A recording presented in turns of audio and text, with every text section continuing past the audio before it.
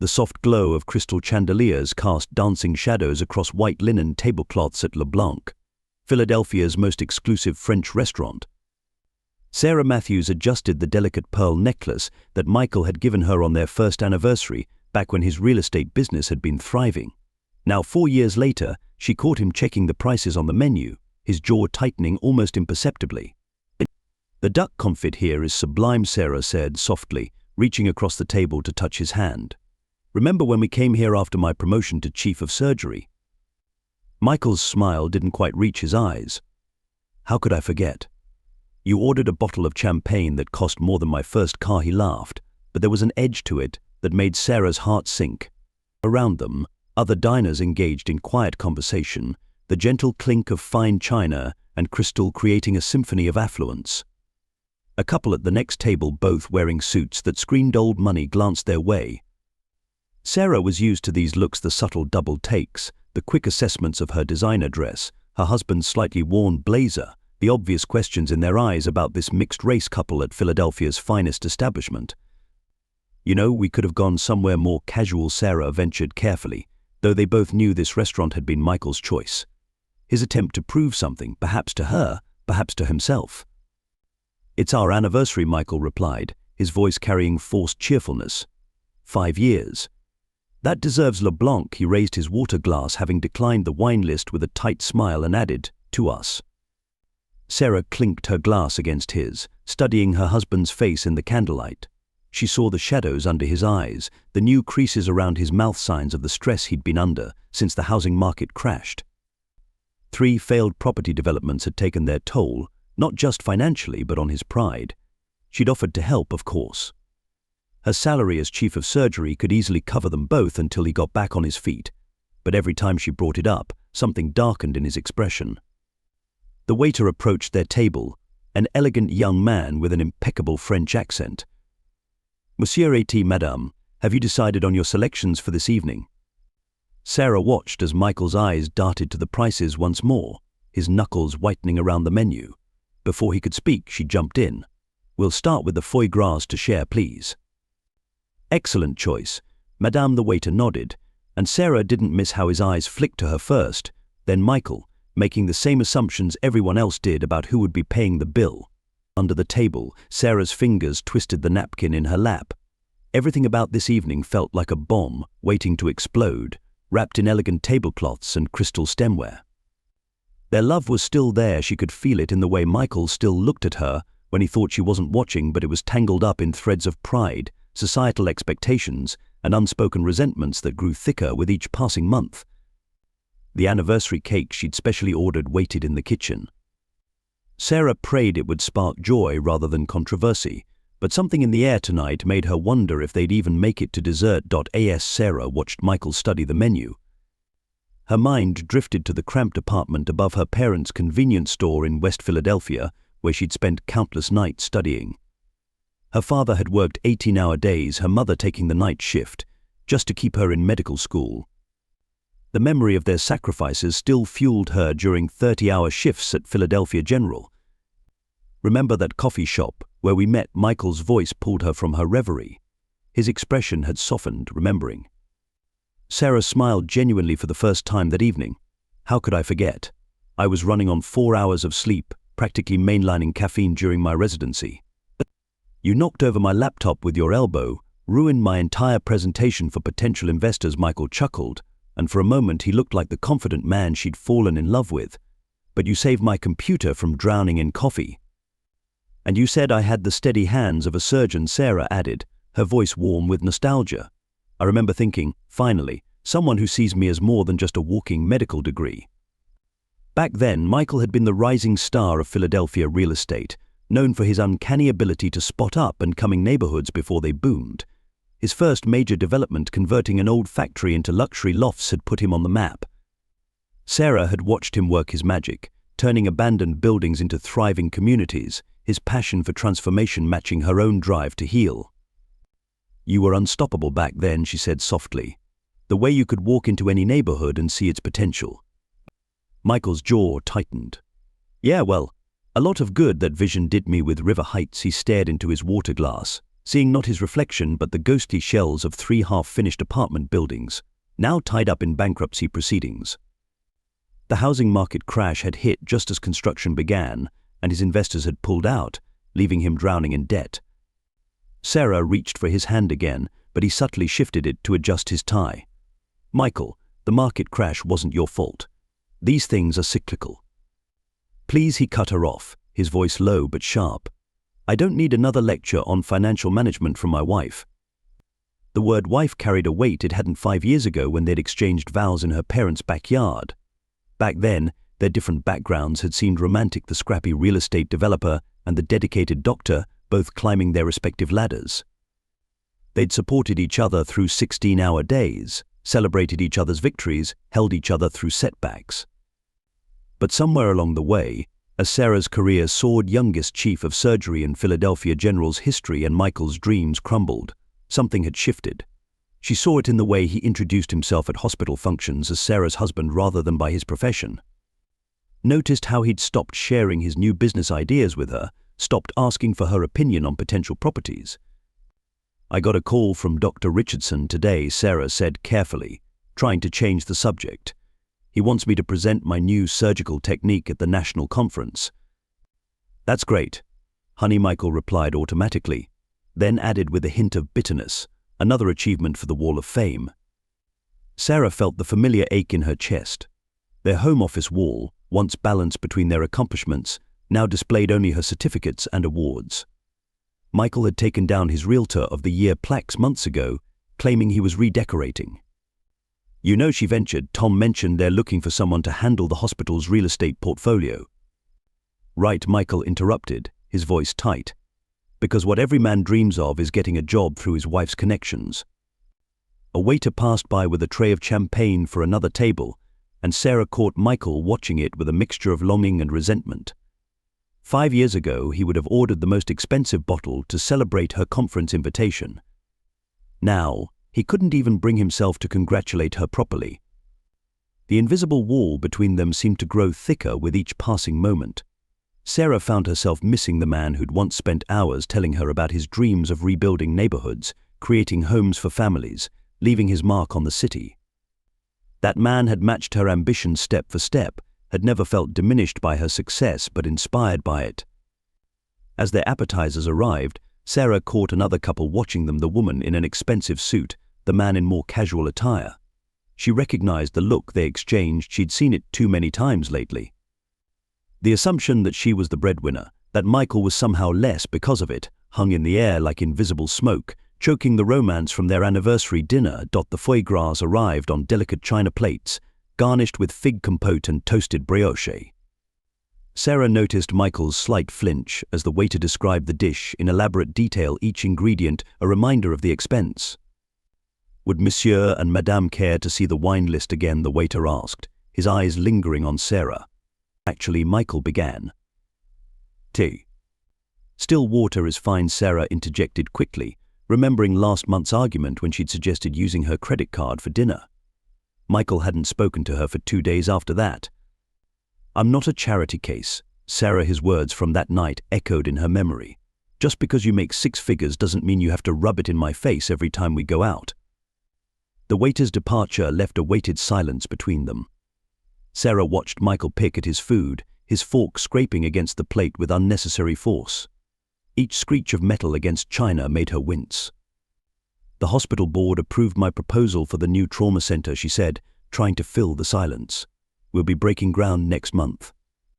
Michael's fork clattered against his plate. "Fascinating. More construction projects that actually get finished," his words dripped with sarcasm.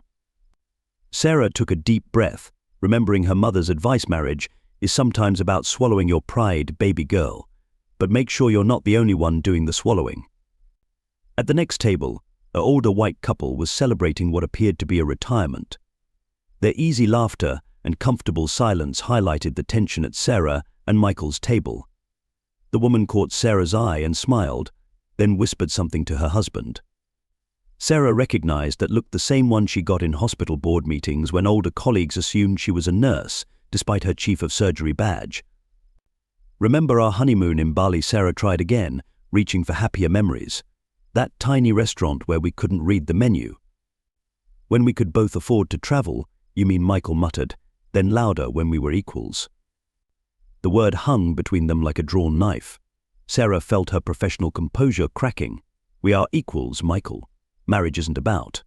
Really, he gestured around the ornate dining room. Is that why every waiter in this place looks to you for approval? Why that couple over there keeps giving me pitying looks? A fresh-faced server approached their table, carrying their main courses. The herb-crusted salmon for Madame, she announced, placing Sarah's dish with a flourish, and the coq au vin, for she hesitated, glancing between them. For the husband, Michael finished flatly. Sarah's mind flashed to 3 weeks ago, standing in their kitchen, bills spread across the counter. I can handle the mortgage for a few months, she'd offered. Just until you land the new development deal. The sound of Michael's fist hitting the counter still made her flinch. I spoke with the bank yesterday, Michael said suddenly, his voice low. They're calling in the River Heights loans. Sarah's heart sank. All of them. But I thought. You thought what? That your name on the mortgage application would save me. His voice rose slightly, drawing glances from nearby tables. That the great Dr. Matthews could sweep in and rescue her failing husband. That's not fair, Sarah whispered, her salmon untouched. I'm trying to help. Help? Michael laughed bitterly. Do you know what it's like, being introduced as Dr. Matthews' husband at every hospital function? Having your colleagues ask me to manage their small properties out of pity. But 2 tables over, a group of businessmen in expensive suits were now openly watching them. Sarah saw one lean over to whisper to another, their eyes moving from her designer dress to Michael's worn cuffs. When we met, Michael continued, his voice trembling, I had plans. I was going to build something lasting.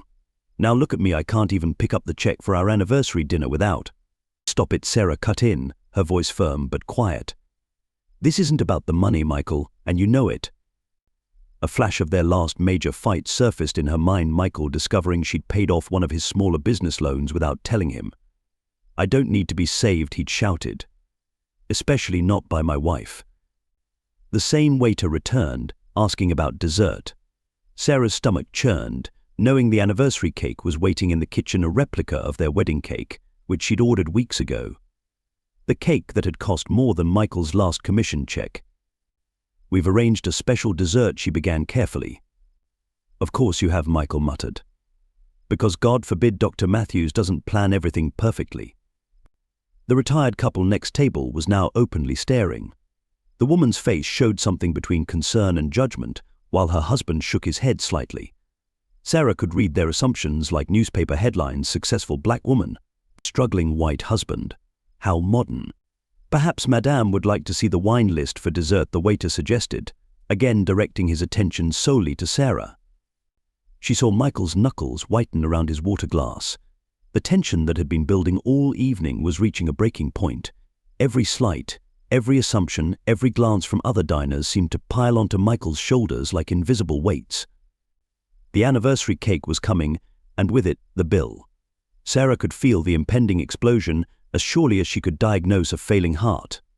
5 years of marriage, of love and support and shared dreams, all balanced on the edge of a knife, or rather, on the edge of a credit card. As the waiter departed, Sarah caught a glimpse of their reflection in the restaurant's ornate mirrors, her straight spine and careful smile, Michael's hunched shoulders and clenched jaw. They looked like strangers sharing a table, not a couple celebrating their love. The cake was coming, and with it, a moment of truth that would change everything. The anniversary cake arrived on a silver trolley, a miniature masterpiece of white fondant and sugar roses, an exact replica of their wedding cake. The waiter's happy anniversary announcement drew polite applause from nearby tables, but Sarah saw Michael's face drain of color as the leather bill folder was placed discreetly beside the cake. I'll take care of that, Sarah said automatically, reaching for her purse. Michael's hand shot out, grabbing the folder first. As he opened it, she watched his face contort at the 4-digit figure. The silence stretched between them, heavy as lead. Michael, she said softly, why don't we split it? We're partners, after. Partners. His laugh was sharp enough to cut glass. Is that what you call this? He gestured between them, his voice rising. Partners implies equality, Sarah. There's nothing equal about this. Heads were turning now. The retired couple next door set down their forks. The businessman stopped mid-conversation. Please, Sarah whispered. Let's not do this here. No, let's do this here. Michael stood up, his chair scraping against the floor. Let's talk about how my partner makes sure everyone knows she's the one with the money. How she graciously offers to split the bill, like I'm some charity case she picked up. That's not what this is. You know what? His voice cracked with emotion. I see how they all look at us. Poor white guy, can't even provide for his successful black wife. Must be living off her money, right? Must be so progressive. The restaurant had fallen completely silent. Sarah could feel dozens of eyes on them, could practically hear the phones being pulled out to record what was happening. Michael, you're drunk on anger, not wine, she said firmly, standing to face him. Let's go home and… Home? You mean the house your salary paid for? The home where I can't even contribute to the bills anymore, he was shouting now, years of pent-up frustration exploding like a burst dam. Do you know what it's like to feel worthless in your own marriage? But you're not worthless, you're my husband. I am your charity case. It happened in slow motion. Michael's hand moved toward the anniversary cake, and Sarah saw their entire marriage flash before her eyes. The coffee shop meeting, their first kiss, the backyard wedding, all their dreams and plans, everything crystallized in that moment as his fingers gripped the edge of the cake stand. The cake seemed to hang in the air for a split second before it hit her.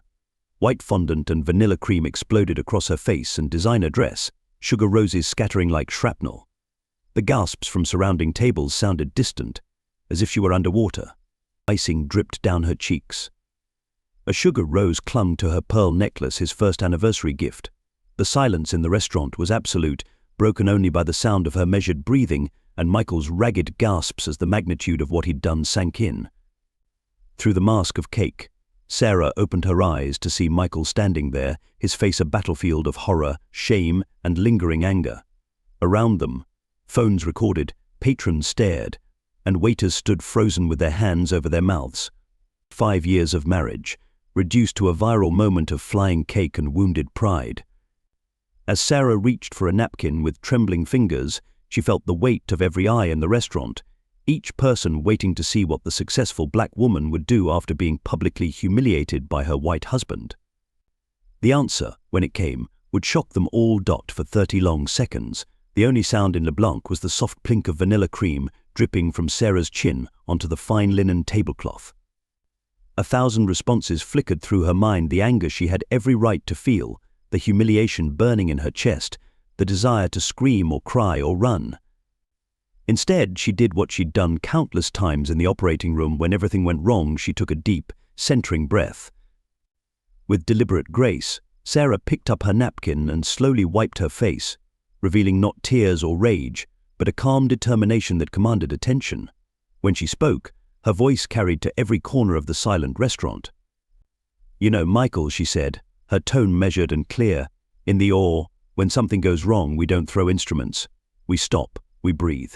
We assess the damage, and then we fix it. She turned to face the room full of stunned onlookers, cake still clinging to her expensive dress. Everyone here sees what they think is a simple story: the successful black woman, the struggling white husband. They see what society has trained them to see: a stereotype, a headline, a viral video in the making. Michael stood frozen, his hands still dusted with cake crumbs, shame replacing anger in his eyes. But what they don't see, Sarah continued, her voice warming with emotion, is the man who held my hand through 36-hour residency shifts, who believed in me when half the hospital board couldn't see past the color of my skin, who celebrated every success of mine as if it were his own. She turned back to Michael, speaking directly to him now. And maybe that's part of the problem. Somewhere along the way you stopped seeing yourself as my partner and started seeing yourself as my shadow. But Michael, your worth isn't measured by the size of your paycheck or the success of your business ventures. An older black woman at a nearby table nodded slowly, tears in her eyes. The retired couple who had been watching them all evening sat transfixed. Love isn't about equality in bank accounts, Sarah said, taking a step toward Michael. It's about equality in respect, in support, in understanding. Yes, I can pay for dinner. Yes, I make more money right now. But that doesn't make you less of a man. And it certainly doesn't make you less worthy of love and respect. She gestured to her cake-covered dress. You threw this cake because you felt powerless. But real power isn't in the ability to humiliate someone who loves you. It's in the courage to be vulnerable, to accept help without letting it diminish you. The businessman who had been whispering earlier wiped surreptitiously at his eyes. A young waitress stood with her hand over her heart. We're not just a black woman and a white man struggling with success and failure, Sarah continued, her voice strong and clear. We're Sarah and Michael. We're the couple who danced in the rain on our first date, who stayed up all night planning dream homes you would build and lives I would save. When did we let other people's expectations become more important than our love? She reached out and took a bit of cake from her shoulder, then did something that made several people gasp. She tasted it and smiled softly. Our wedding cake was better, she said, earning a ripple of gentle laughter from the crowd. But then again, everything tastes better when you're not carrying the weight of unspoken resentment. Finally, she stepped directly in front of Michael, whose anger had completely crumbled into shame and realization. So yes, I'll pay for dinner tonight, not because I'm the successful wife or because you're somehow less than me, but because we're partners. Sometimes partners carry each other. And right now, my love, you need to be carried for a while. There's no shame in that. The only shame would be in letting pride destroy everything we've built together. The restaurant burst into spontaneous applause, but Sarah didn't break eye contact with Michael, whose face had crumpled with remorse. A single tear cut through the cake dust on his cheek. Now, she said, gentle but firm, we have two choices. We can let this cake incident become the end of our story, or we can make it the moment we finally started being honest with each other.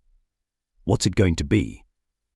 The entire restaurant held its breath, waiting for Michael's response. Michael stared at his wife, really seeing her for the first time that evening covered in cake, yet somehow more dignified than anyone else in the room.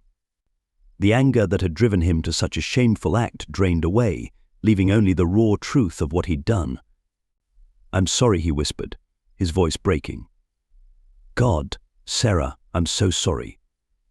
Before Sarah could respond, the restaurant manager appeared, a distinguished man with silver hair and kind eyes. Monsieur, I must ask you to leave the premises. Wait, the voice came from the retired couple's table. The man stood up, straightening his expensive jacket. If I may.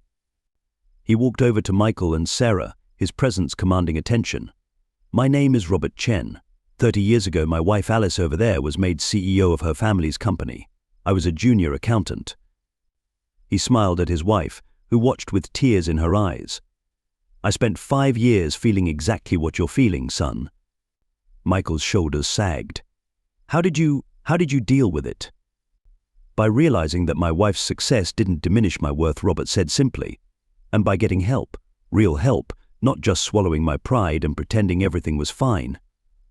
The restaurant manager cleared his throat. Nevertheless, given the circumstances. I'll cover any damages, Sarah began, but Alice Chen had joined them now. James, she addressed the manager by name, why don't you have the kitchen prepare a fresh anniversary cake for this lovely couple? On US, she turned to Sarah and Michael. That is, if you're willing to stay and really talk to each other. Michael looked at his wife, cake still clinging to her carefully styled hair, and felt shame wash over him anew. I don't deserve. Stop, Sarah said softly. That's part of the problem. This isn't about deserving. It's about choosing. Choosing to be honest, to be vulnerable, to get help when we need it. The manager hesitated, then nodded slowly. The private dining room is empty. Perhaps Monsieur and Madame would be more comfortable continuing their conversation there. As the other diners returned to their meals, Robert Chen handed Michael a business card. I know an excellent couples counselor. She helped Alice and me navigate similar waters. Call her, he smiled warmly at Sarah. Your wife's grace tonight reminds me so much of Alice. Don't waste it. In the private dining room, away from prying eyes, Michael finally let his walls crumble completely. I used to be somebody, he whispered. When we met, I had dreams, plans. You're still somebody, Sarah said, taking his trembling hands in hers. You're the man I fell in love with. But somewhere along the way, you stopped believing that was enough. Every time someone looks at us, Michael admitted, I see judgment in their eyes. The white guy who couldn't make it, living off his black wife's success. And the worst part is, they're right. No, Sarah said firmly, they're seeing what society has programmed them to see. But we get to write our own story, Michael. Your value isn't in your bank account or your business success. It's in your heart, your dreams, your determination to build something meaningful. A gentle knock interrupted them. The manager entered with a fresh pot of coffee and a simple cake. Sometimes he said quietly, "The strongest marriages are built on moments like these. My own wife supported me through bankruptcy before I could buy this restaurant." He smiled. "The question is not who pays for dinner, but who stays for dessert." As he left, Michael looked at the fresh cake, simple, unadorned, yet somehow more meaningful than the elaborate anniversary cake he'd destroyed. "I need help," he finally admitted, the words feeling like both surrender and victory. "Not just with the business, but with me. With how I see myself, how I've been treating you." Sarah squeezed his hands. "That's the bravest thing you've said all night." "The Chens," Michael said slowly, "they made it work. They found a way." "They did," Sarah agreed. "And so will we. But you have to promise me something." "Anything." "No more pretending. No more silent suffering. We face things together, the good, the bad, and yes, even the cake covered." For the first time that evening, Michael laughed genuinely, even as tears rolled down his cheeks. "I don't know what I did to deserve you."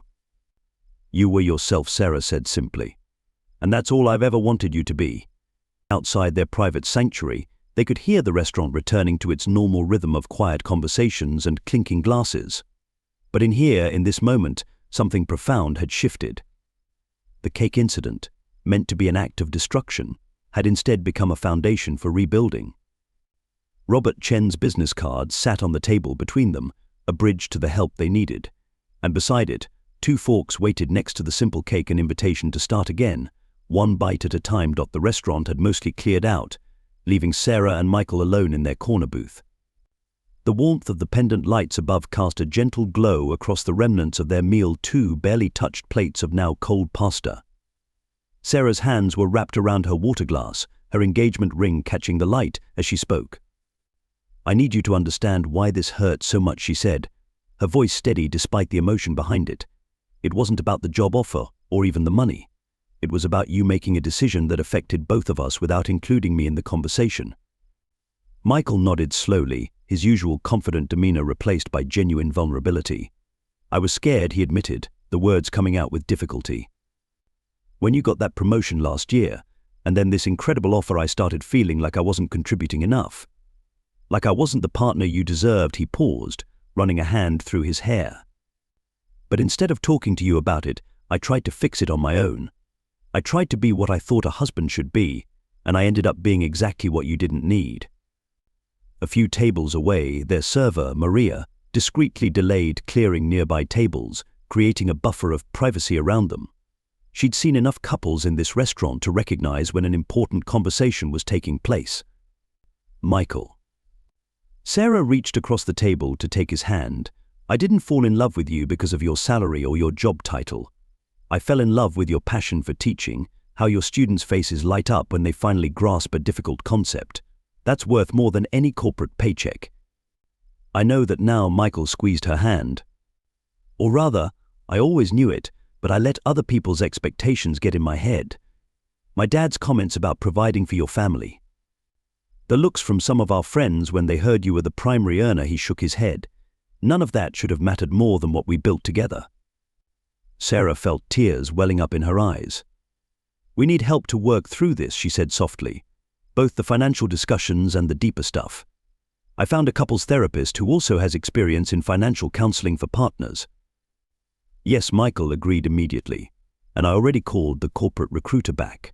I told them I needed to discuss the opportunity with my wife before making any decisions." He gave a self-deprecating smile. "They were actually impressed by that. Said it showed maturity and good judgment." A quiet laugh escaped Sarah, breaking the tension. From behind the bar, they could hear the gentle clink of glasses as the staff prepared for closing, the mundane sounds somehow making this moment feel more real, more grounded. "We're going to be okay," Sarah said, and for the first time that evening it wasn't a question. "We are," Michael agreed, "because we're in this together." Truly together. He raised their joined hands to his lips, kissing her knuckles. "I'm sorry I forgot that, even for a moment." As they gathered their things to leave, Maria appeared with their bill, giving them a warm smile. "Take your time," she said, then added with gentle sincerity, "It's beautiful to see two people choose each other all over again." Walking out into the cool evening air, Sarah and Michael's fingers remained intertwined. They had learned something valuable tonight, that true partnership wasn't about meeting society's expectations or maintaining traditional roles. It was about supporting each other's dreams, facing challenges together, and having the courage to be vulnerable when it mattered most. 1 year later, Sarah and Michael found themselves back at Bella's restaurant, celebrating their anniversary in the same corner booth where they'd had their breakthrough conversation. This time, their plates were clean, and their laughter came easily. Sarah's recent TED Talk about navigating modern relationships had gone viral, resonating with couples worldwide. Meanwhile, Michael had been nominated for Teacher of the Year, his passion for education burning brighter than ever. Their story of choosing authenticity over convention had sparked countless discussions in their community and beyond.